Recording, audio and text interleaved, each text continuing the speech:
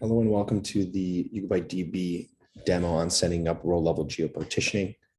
We will be following the tutorial and the row-level geo-partitioning docs that can be found under Core, Explore, Multi-Region Deployments, and then selecting row-level geo-partitioning.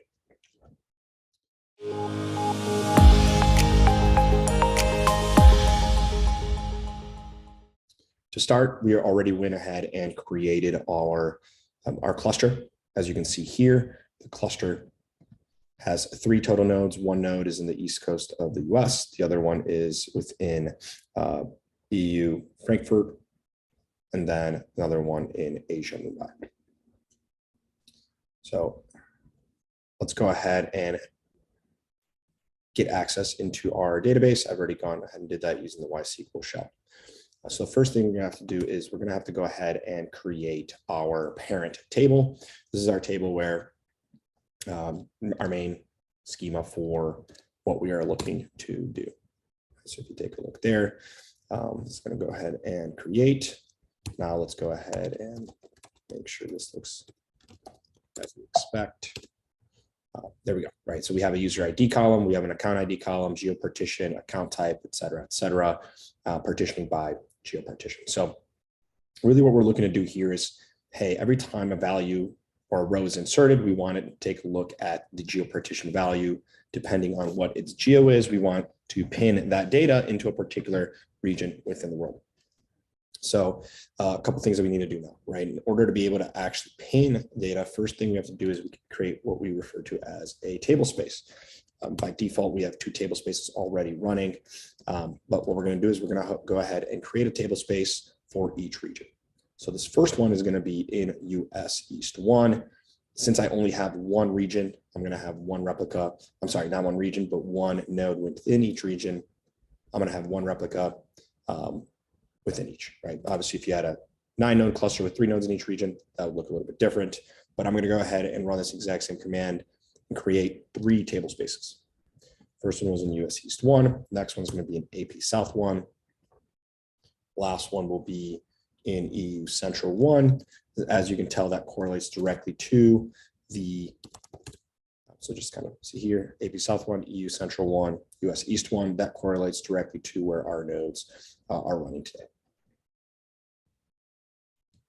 Okay, so after this, and we've kind of proved now that that happens, the next step we have to do here is we have to create a new table, a partition of this parent table that we already created. And what we're going to do here is not only are we going to create that table and make sure it's called out as a partition of this parent table, we need to make sure that we call out that, hey, for values in this case EU, we want to pin it to table space EU Central 1 that is tied to these particular set of nodes that are actually physically running in that region. So now we'll go ahead and we'll run that for all 3 of the child tables that we're creating under transactions.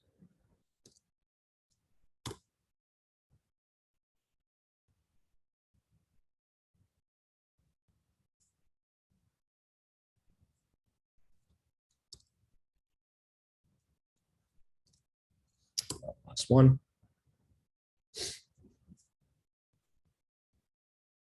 Awesome. So now if we take a look, we should have all 4 tables listed out in within our the public schema, right? All right, cool. So looks like we have everything that we need. We have successfully set up our database to make sure to pin data coming in into one region to that particular region. So let's say that we have a user who commits a transaction in the EU out of their checking account, $100 or $120. Let's go ahead and run that. Okay, it's inserted. So if we do a select star from the parent table transactions, we should see this value, and we do. Now let's go ahead and see if we see this value in the EU partition specifically. Awesome. Verify that it is not running in any of the other regions. Perfect. So it is running the way we expect it to. Let's run it one more time in a different region just to make sure. So this one is going to be getting, this row is going to be inserted into the US region since it's a transaction within the United States. again, within transactions, the parent table, we should see both. If we check just the US, we should only see the US. In EU, we should only see EU. Then in India, we should see neither of them. Awesome. So everything's running as expected. As I mentioned, the keys here are, hey, first thing we need to do is we need to create that parent table. And then we need to create the table spaces that are actually mapping to those particular nodes. Then we're going to create our tables and make sure that, within that table creation, we call it out a partition of the parent table, as well as calling out the table space that we want to pin to. Thank you very much for your time.